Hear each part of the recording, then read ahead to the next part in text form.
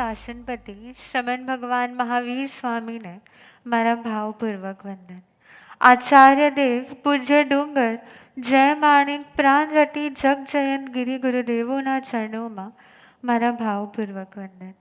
અસીમ ઉપકારી રાષ્ટ્ર સંત પરમ ગુરુદેવના ચરણોમાં મારા ભાવપૂર્વક વંદન. સર્વ ઉપકારીઓના ચરણોમાં મારા ભાવપૂર્વક વંદન. અને આપ સર્વ વીરના વારસદારોને મારા જય Jinendra.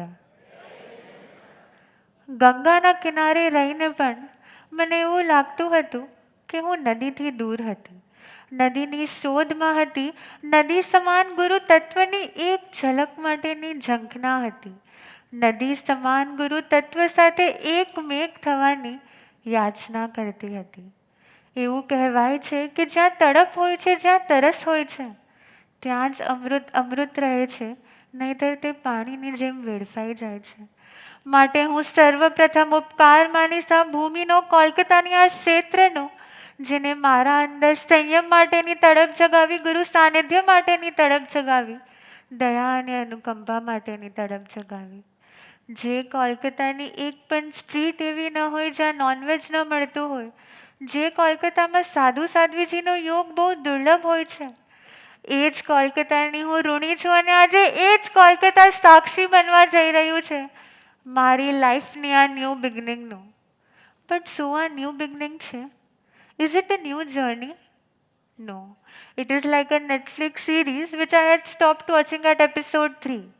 Now when I restart, will I start from episode 1 or will I start from episode 4? Episode 4, of course.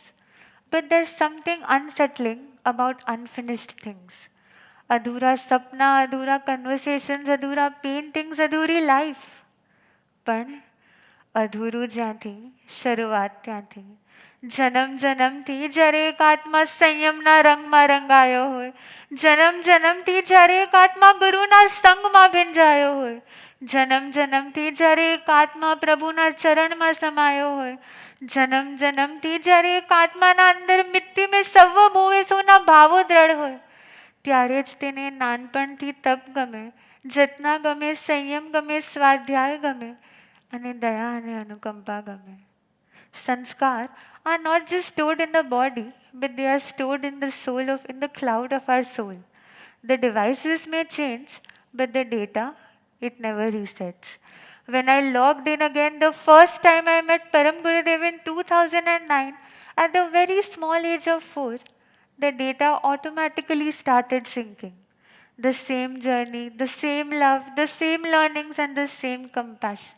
જેટલા જાનવીને ઓળખે છે એટલાને ઓલરેડી ખબર છે that I've always selected the best. Be it books, be it my clothes, be it stationery, be it school, anything. કોઈ પણ વ્યક્તિ હોય કે કોઈ પણ વસ્તુ હોય, I've always wanted to select the higher choice. And this nature of selecting the higher choice developed a FOMO inside me. Not the fear of missing out late night parties, clubbings or vacations, but the fear of missing out the highest life choice, સંયમ. લોજિકથી ભરેલા આ દુનિયામાં જ્યારે પ્રભુના શાસનનું magic ચાલે ને, ત્યારે mind અને ઇનર વોઇસ સતત ફાઇટ કરતું હોય. Just like many of you all, even I was a fun-loving teenager and even I had a lot of questions inside my mind. કેમ સંયમ લેવો છે? આનાથી બેનિફિટ શું છે? What is the profit out of it? હું કરી શકીશ? આટલું બધું બોર્ડમ હું સહન કરી શકીશ? ફ્રેન્ડ્સ વગર, ફેમિલી વગર આટલા ટાઈમ માટે રહી શકીશ? હું કરી શકીશ કે નહીં? આવું કરવું કેમ છે? Recently, અમે બહાર ગયા હતા. We went for shopping and the person in front of us was shouting at the salesperson કે એમને જે એક્સપેન્સિવ પ્રોડક્ટ લીધું છે એની સાથે કોઈ ગેરંટી કાર્ડ કે વોરંટી કાર્ડ નથી આપી. આપ લોકો પણ ક્યાંય બહાર જતા હશો તો સહજતાથી પૂછાઈ જતું હશે કે આના સાથે કેટલા વર્ષની ગેરંટી છે, વોરંટી કાર્ડ સાથે આપો છો કે નહીં? તો સિમિલરલી એ પણ ફાઇટ કરતા હતા કે જે પ્રોડક્ટ એમને પરચેસ કર્યું છે એના સાથે કોઈ ગેરંટી કે વોરંટી કાર્ડ નથી આપ્યું.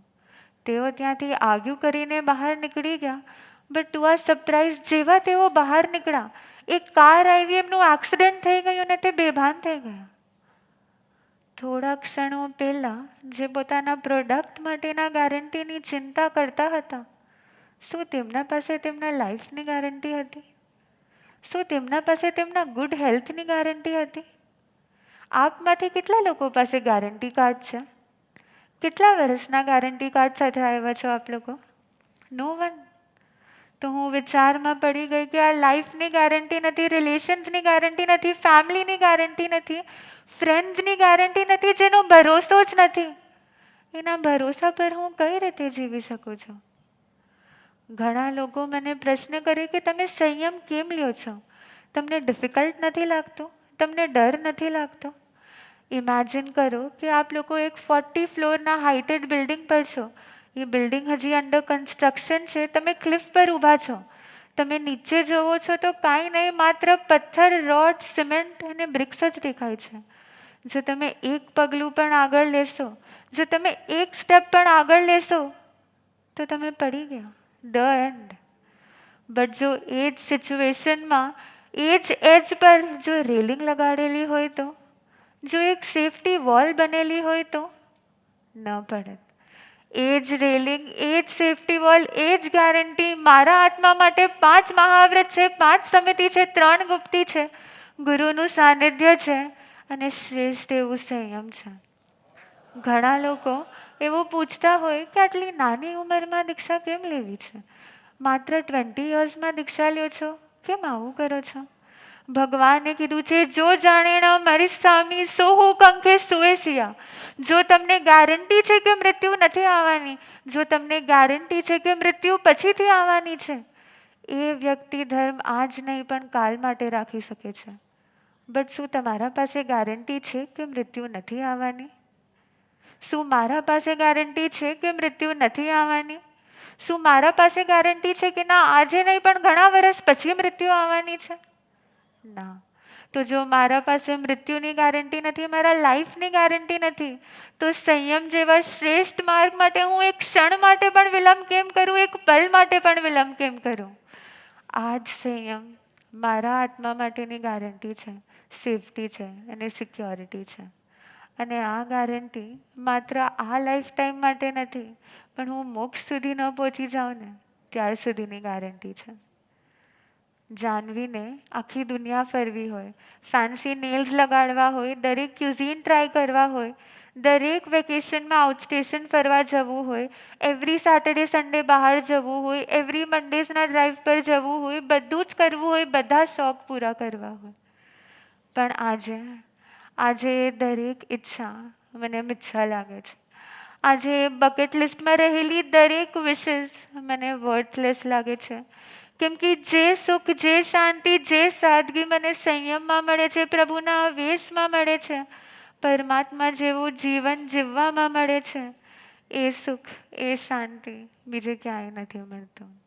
કોઈ ઈચ્છા મને પ્રસન્ન ન કરી શકે, કોઈ ઈચ્છા મને એટલી સુખી ન કરી શકે જેટલો સુખ આજે જીતેન્દ્રભાઈ એચ ફેમિલી મને આપવા જઈ રહ્યો છે. કોઈક જ એવા સૌભાગ્યશાળી હોય છે જેના ઘરે દિવસ ઉગે પણ પરમાત્માની ભક્તિથી અને આત્મે પણ પરમાત્માની ભક્તિથી.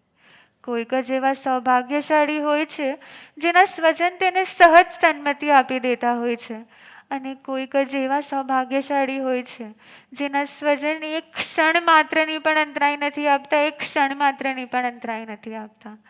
હું ઉપકાર માનું છું આ આખા શાહ ફેમિલીનો, જે સતત ને સતત મારી માટે એક સતનિમિત્ત બન્યા છે, જેમને સતત અને સતત મને શું રાઈટ છે એ જ બતાવ્યું છે, અને તેને સતત અને સતત મને સપોર્ટ કર્યું છે અને મને ગાઈડ કર્યું છે. આજે હું એક સ્પેશિયલ થેન્ક યુ મિલનભાઈ અને નિકેશભાઈને પણ કહેવા માંગુ છું. બાકી બધાએ તો બહુ સહજતાથી અને પ્રેમથી અનુમતિ આપી દીધી હતી, પણ એક ફાધરના મનમાં ઓલવેઝ એવું હોય, એક ફાધરના મનમાં ઓલવેઝ એવું હોય કે મારી ડોટરને બેસ્ટ તો મળશે ને, મારી ડોટર ક્યારેય કોઈ પ્રોબ્લેમમાં તો નહીં હોય ને, મારી ડોટરને અગર કંઈ જોતું હશે તો. જેમ જેમ મિલનભાઈ અને નિકેશભાઈ મને પ્રશ્ન કરતા ગયા, જેમ જેમ મિલનભાઈ અને નિકેશભાઈ સાથે મારું કન્વર્સેશન થતું ગયું, જેમ જેમ મેં આન્સર આપ્યા, એમ હું મારા ભાવોમાં હજી વધારે દ્રઢ થઈ, એમ મારા ભાવ અંદરથી હજી વધારે સ્ટ્રોંગ થઈ ગયા કે ના, મારે લેવો તો સંયમ જ છે. Thank you so much for making your princess a warrior. Being the eldest child of the family, મને ઓલવેઝ બહુ ગુસ્સો આવતો કે કેમ મોહિત અને ધ્વનિ ઓલવેઝ મને કોપી કરે. જે ક્લોથ્સ મેં પહેર્યા હોય ધ્વનિને એવા જ ક્લોથ્સ પહેરવા હોય. જે વસ્તુ મેં ઓર્ડર કરી હોય મોહિતને એ જ વસ્તુ વાપરવી હોય. આજે જ્યારે હું ગુરુદેવ જેવી બનવા જઈ રહી છું, આજે જ્યારે હું મારો પૂરો ક્લોઝેટ સ્વિચ કરવા જઈ રહી છું, ત્યારે મારી કોપી નહીં કરો. હવે એવો પ્રશ્ન નથી થતો કે તું શું પહેરસ, તું ક્યાં જાસ, તું કોની સાથે જાસ, તું કેમ જાસ. અને જો આજે તમે મારી કોપી કરવા પણ માંગતા હો ને તો હું ગુસ્સે નહીં થાઉં, માત્ર પ્રસન્ન જ થઈશ. કેમ કે આ જ કોપી મને મારા ગુરુની કરવી છે અને આ જ કોપી મને મારા પરમાત્માની કરવી છે. હેતલ દીદી, દીપાલી દીદી, હું ક્યાંય પણ બહાર ગઈ હોઉં ને ત્યારે તમે લોકો ઓલવેઝ એક વસ્તુ કહેતા કે પહોંચી જા ને તો કોલ કરીને કહેજે કે તું સેફલી પહોંચી ગઈ છો. આજે હું એવા સ્થાન પર પ્રસ્થાન કરવા જઈ રહી છું જ્યાંથી હું તમને કોલ બેક નથી કરી શકવાની. માટે આજે હું તમને કોલ કરીને કહું છું કે મને ફૂલ ગેરંટી છે કે મને જે સ્થાન પર પહોંચવાનું છે, મારે જે ડેસ્ટિનેશન પર પહોંચવાનું છે, ત્યાં હું સેફલી પહોંચી જઈશ. આપ લોકો નહીં આવો. અને માત્ર આપ લોકો નહીં પણ આ સભામાં બેઠેલા દરેક વ્યક્તિને હું એક આમંત્રણ આપું છું. આમાંથી બહુ ઓછા એવા હશે જેની સાથે મેં ઇન્ટરેક્શન નહીં કર્યું હોય. ઓલવેઝ ધ ટોકેટિવ ગર્લ, બધા સાથે વાત કરી છે, બધા સાથે કમ્યુનિકેશન કર્યું છે. ભવાનીપુરની દરેક ગલીના પૂચકા મેં પણ વાપર્યા હશે અને આપ લોકોએ પણ. બલરામ મલ્લિકના બેક રસગુલ્લા મેં પણ વાપર્યા હશે અને આપ લોકોએ પણ. નોર્ધન પાર્કમાં મોર્નિંગ વોક, સેટરડેઝના લુક એન્ડ લર્ન, સન્ડેઝના પારસધામ યુથ મેં પણ કર્યું હશે અને આપ લોકોએ પણ. 2009માં પરમ ગુરુદેવના અમૂલ્ય સાનિધ્યનો યોગ મને પણ થયો હશે અને આપ લોકોને પણ. તો કેમ આજે આપ ત્યાં અને હું અહીંયા? મને આશ્ચર્ય તો એ વાતનો થાય કે આપ લોકોને ડર નથી લાગતો. જે લોકો પૂછતા હોય છે કે તમને ડર નથી લાગતો, એમને મને આશ્ચર્ય થાય છે કે આપ લોકોને ગેરંટી વગરના, શ્યોરિટી વગરના, સેફટી વગરના સંસારમાં રહેવાનો ડર આપ લોકોને નથી લાગતો. હલો, તમને બધાને પૂછે જ. એ 40 ફ્લોરના હાઇટેડ બિલ્ડિંગ પરથી નીચે જ્યાં કાંઈ નથી, કોઈ સિક્યોરિટી નથી, કોઈ ગેરંટી નથી, એ સંસારમાં પડી જવાનો ડર આપ લોકોને નથી લાગતો. માટે એક আমন্ত্রণ, এক কল હું આપ લોકોને પણ આપું છું. আমি যাচ্ছি সবাইকে ছেড়ে আমার জন্যে, আপনার আসবেন না. আমি যাচ্ছি সবাইকে ছেড়ে আমার জন্যে, আপনার আসবেন না. ગુરુદેવ, હું નાનપણથી જ ગંગાને જોઈને મોટી થઈ છું. ગંગામાં કોઈ કચરો નાખે તો પણ તેને સ્વીકાર હોય, કોઈ તેમાં ફૂલ નાખે તો પણ તેને સ્વીકાર હોય, કોઈ ગંગાની પૂજા કરે તો પણ તેને સ્વીકાર હોય અને કોઈ તેમાં વિસર્જન કરે તો પણ તેને સ્વીકાર હોય. ગંગા ક્યારેય રૂકે નહીં, સદાય વહેતી જ રહે, વહેતી જ રહે અને નિસ્વાર્થ ભાવે પોતાનું પવિત્ર નિર્મલ પાણી બધાને આપતી રહે. ગુરુદેવ, આજે એક વિનંતી કરવી છે કે મારો સંયમ એ ગંગા જેવો રહે. આજ સુધી મેં માત્ર ગંગાને જોઈ છે, પણ આજથી હું ગંગાને અનુભવ કરી શકું. હું પણ ગંગા જેવી બની શકું. ક્યારેય કોઈ આશા નહીં, સદા નિસ્વાર્થ ભાવે હું શાસનને અર્પણ કરી શકું. સદાય હું પરમાત્માના રાહ પર વહેતી રહું, એવો મારો સંયમ બને. આપને ખબર છે, જાનવી એટલે ગંગા. ગંગાનું લક્ષ્ય ક્યારેય આકાશને ટચ કરવાનું ન હોય, પણ ગંગાનું લક્ષ્ય માત્ર ને માત્ર સાગર સાથે મળી, સાગર સાથે એકમેક થવાનો હોય. પછી જ્યારે નદી સાગરમાં મળી જાય ત્યારે કોઈ ભેદ ન પાડી શકે કે આ નદીનું પાણી છે કે સાગરનું. એમ ગુરુદેવ, મારું જીવન એટલું શ્રેષ્ઠ બને, મારું સંયમ એટલું શ્રેષ્ઠ બને કે હું આપનામાં સમાવી જાઉં, આપ સાથે એકમેક થઈ જાઉં અને આપની પ્રતિબિંબ બનું. અમે જ્યારે બહુ નાના હતા ને ત્યારે ટીવી પર ગુરુદેવને રેમ્પ પરથી વોક કરીને આવતા જોતા. ગુરુદેવના ફૂટસ્ટેપ્સ થોડા ડિફરન્ટ હતા, માટે મિરરમાં એ ફૂટસ્ટેપ્સ ટ્રાય કરતા. એમ વોક કરવાની ટ્રાય કરતા જેમ ગુરુદેવ વોક કરે છે અને ઇમેજિન કરતા કે મારા અને ગુરુદેવના ફૂટસ્ટેપ્સ કેટલા મેચ થાય છે. ગુરુદેવ, એ ફૂટસ્ટેપ્સ કોપી કરતાં કરતાં આજે હું આપના સ્ટેપ્સ પર ચાલવા જઈ રહી છું. હું આપનો ઉપકાર ક્યારેય ચૂકવી નહીં શકું, કેમ કે એ આપ જ છો જેમને મારા અંદરનો સેલ્ફ કોન્ફિડન્સ વધાર્યો છે. એ આપ જ છો જેને મને સાચો માર્ગ બતાડ્યો છે. એ આપ જ છો જેમને મને સદાય મોટિવેટ કર્યો છે. અને ગુરુદેવે આપ જ છો જે આ ગંગાને પોતાનામાં સમાવી મોક્ષ સુધી લઈ જવાના છો. આજે જ્યારે આ ફર્સ્ટ સ્ટેપ લેવા જઈ રહી છું, આજે જ્યારે સંયમ તરફનું ફર્સ્ટ સ્ટેપ લેવા જઈ રહી છું, ત્યારે બીજી કોઈ વિશ, બીજી કોઈ ઈચ્છા નહીં, માત્ર હું એટલી યોગ્ય બની શકું કે આપના સાથે અયોગી બની શકું. હું એટલી યોગ્ય બની શકું ગુરુદેવ કે આપના સાથે અયોગી બની શકું, અયોગી બની શકું.